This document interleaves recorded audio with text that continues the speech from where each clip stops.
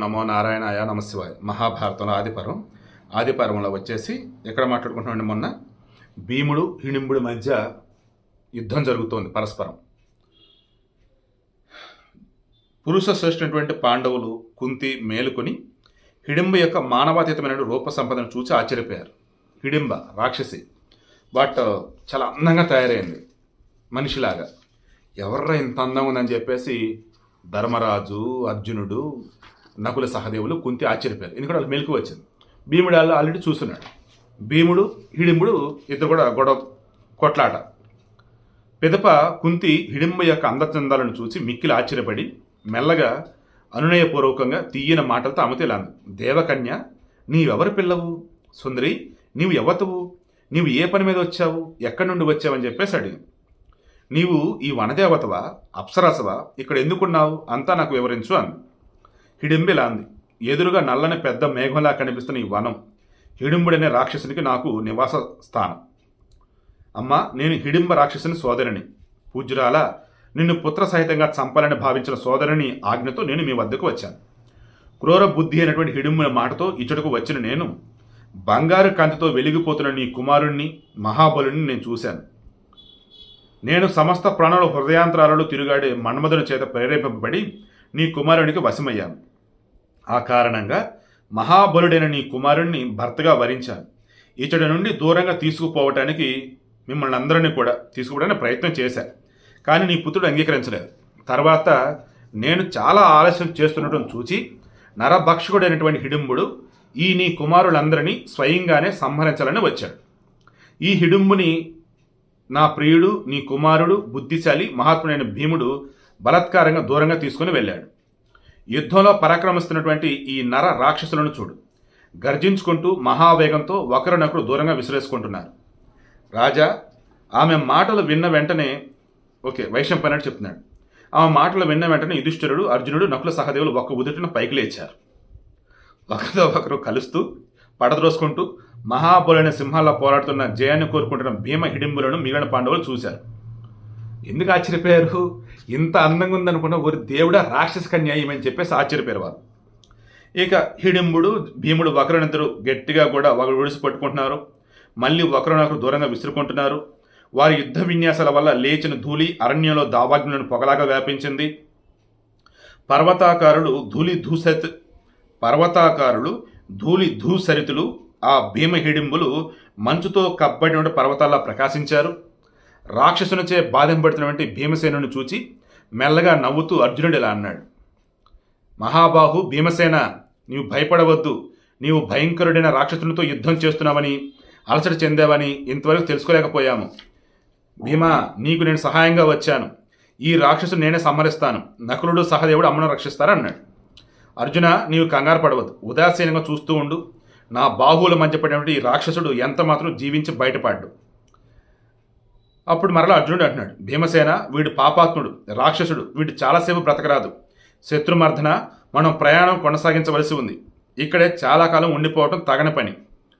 తూర్పు దిక్కు ఎర్రబడుతోంది. పూర్వ సంధ్యాకాలం ప్రారంభమవుతుంది. భయంకరమైన ముహూర్తంలో రాక్షసుల బలం పెరుగుతుందంటారు. తొందరపడు, వీడితో ఆడుకోకు. వెంటనే ఈ భయంకరమైన రాక్షసుని సంహరించు. ఇంకా ఆగితే వీడు మాయలు పన్నుతాడు. వెంటనే నీ భుజబలం చూపించు. సో పూర్వ సంధ్యాకాలం ప్రారంభమవుతుంది.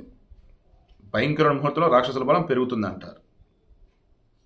అంటే పూర్వ సంధ్యాకాలం అన్నప్పుడు ఐ థింక్ ఎర్లీ మార్నింగ్ రాక్షసులకు బలం పెరుగుతుందా?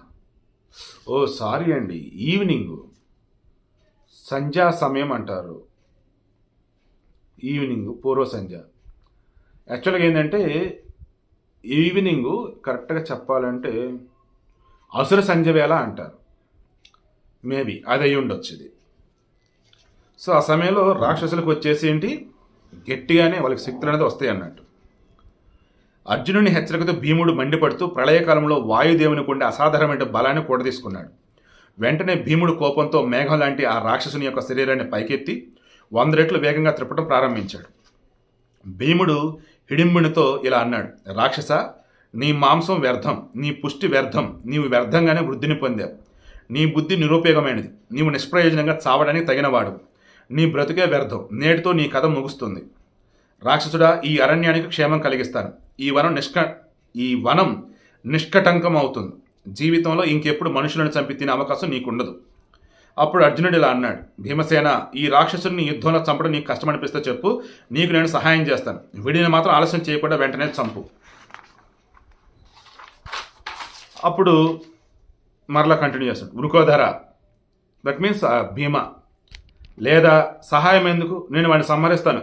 ఇంతవరకు నువ్వు చాలా శ్రమించావు. ఒకటి భీమ, నీకు సాయం కావాలంటే నేను చేస్తా. లేదంటావా, సాయం వద్దంటావా చెప్పు, నేను వాడిని చంపుతా, ఎందుకంటే ఇప్పటికే నువ్వు చాలా శ్రమించావు అన్నాడు. అర్జునుడి మాటలు విన్న భీమసేనుడు మిక్కిలి కోపించి హిడింబుని బలంగా భూమి మీద విసిరి కొట్టి పిండి పిండి చేసి పశువును చంపినట్టు చంపాడు. భీముని చేత చంపడుతున్న హిడింబుడు పొలికేక పెట్టాడు. నీటితో తడిసిన దుందుబి మోగినట్లు ఆ కేక వనమంతా వ్యాపించింది. మహాబాహుడు భీమసేనుడు హిడింబుని 2 బాహువులతో బంధించి మధ్యకు విరిచి పాండవులకు ఆనందాన్ని కలిగించాడు. హిడింబుడు చనిపోవడం చూసి చురుకైన పాండవులు, శత్రునాశకుడు, పురుష శ్రేష్ఠుడైనటువంటి భీమసేనుని పరిపరి విధాలా ప్రశంసించారు. మహాత్ముడు, భయంకర పరాక్రముడైనటువంటి భీమసేనుని పూజించి అర్జునుడు భీమసేనుడితో మళ్ళీ ఇలా అన్నాడు, భీమా, ఈ అరణ్యానికి చాలా దగ్గరగా నగరం ఏదో ఉందని భావిస్తున్నాను. నీకు శుభం జరగాలి. మనం వెంటనే ఇక్కడ నుండి వెళ్ళిపోతాం. సుయోధనుడికి మన తేడా తెలియరాదు, అంటే దుర్యోధన మనం ఎక్కడున్నాం తెలియొద్దు. మహారథులు, పాండవులందరూ అలాగే చేద్దామన్నారు. పురుష శ్రేష్ఠుడు పాండవులు తల్లితో సహా బయలుదేరారు. వెంట హిడింబ కూడా వచ్చింది. మరి హిడింబని మన భీముడు పెళ్లి చేసుకున్న గడ్డతు పుచ్చాడు. మరి ఆ కథ ఏంటి, కంటిన్యూ చేద్దాం చూడండి. హిడింబుని సోదరి హిడింబ మాట్లాడకుండా పాండవులను శీఘ్రంగా అనుసరించడం ప్రారంభించింది. వారిని సమీపించింది. మిగిలిన వారందరినీ గౌరవిస్తూ భీమసేనుడితో ఇలా అంది, నేను మిమ్మల్ని చూసినప్పటి నుండి మన్మధుడిని వశమయ్యాను. క్రూరమైన సోదరుని మాటను కాదని మిమ్మల్ని అనుసరిస్తున్నాను. అతి భయంకరుడైన రాక్షసునిపై మీరు చేసిన పరాక్రమాన్ని చూశాను. నేను మిమ్మల్ని, నీ శరీరాన్ని సేవిస్తాను.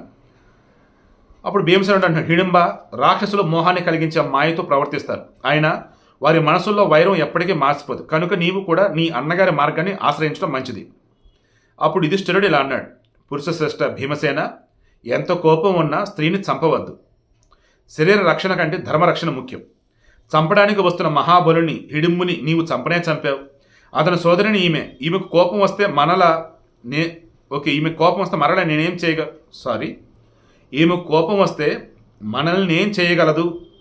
సో వాళ్ళ అన్ననే నువ్వు చంపేశావు. వాడే బలశాలి. ఇంక ఈమెం చేసిద్ది, మనల్ని ఏం చేయలేదు కోపం వచ్చిన.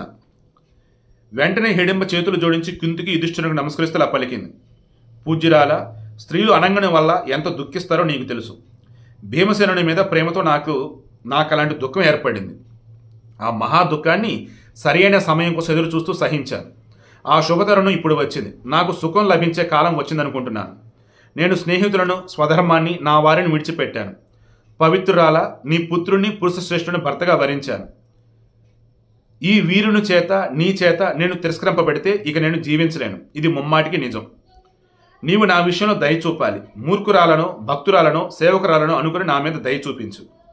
నీ కుమారుడైన భీమసేనుడు నాకు భర్తగా అనుగ్రహించు. దేవరూపుడైన ఆయనను తీసుకుని నేను స్వేచ్ఛగా విహరిస్తాను. నన్ను విశ్వసించు. నీ ఆనత ప్రకారం తిరిగి భీముని వెనక్కి తీసుకొని వస్తాను. మరి కుంతి ఏమంది ఏంటి రేపు డిస్కస్ చేద్దాం.